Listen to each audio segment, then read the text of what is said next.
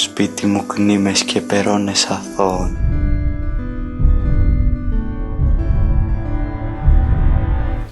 MINOTAUR, kind of like a Greek allegory to something. Anybody want to make a first comment on that?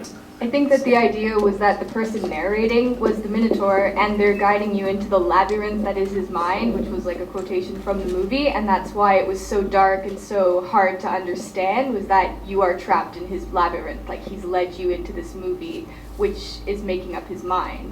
Pretty much what she said. You want to expand on that? It's unpleasant and it's confusing because that's his perspective. He's stuck in a maze his whole life. He's a half-human monster. He's eating people. He's not going to have anything pleasant to contribute or anything coherent either. And it was kind of like 5 awful minutes of what his entire life must be like. Was what I got from it. I don't think it was about the god, because Minotaur is not a god.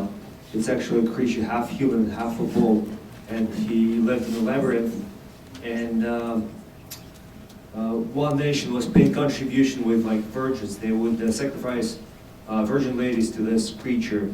And actually, when they were shooting from that labyrinth, and all these wood chips on the floor, they looked like shin bones. And I actually thought there was human bones in the beginning. Then I thought it's a rat, and it's the wood chips. But so it's not about God.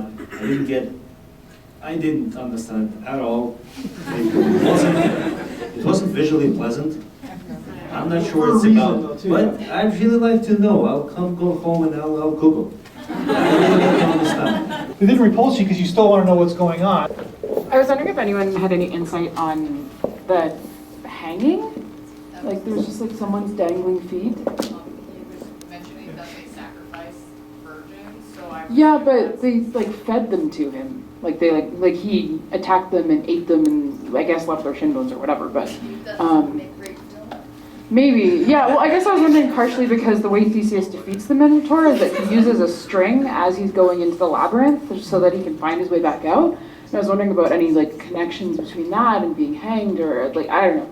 I don't know about the extent to which it's just like a mystical mind that I can't figure out or something. They're 5-minute Google films, I guess, or YouTube films, or it's like these films are designed for you to like go, well, that was interesting, let me learn more about that. It's almost like the new kind of age movie in a lot of ways, like the 21st century movie where it's like short to the point and then let's learn about this. Go ahead.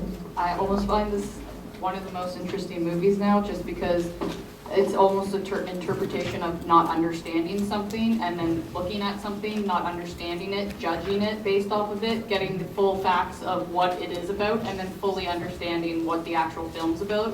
So it was kind of neat not knowing what he was actually talking about. So the whole time I had a judgmental opinion because I didn't understand it, I didn't like it, all this kind of stuff. As soon as he explained the story, it was like, whoa, I get it. Now I understand sort of things.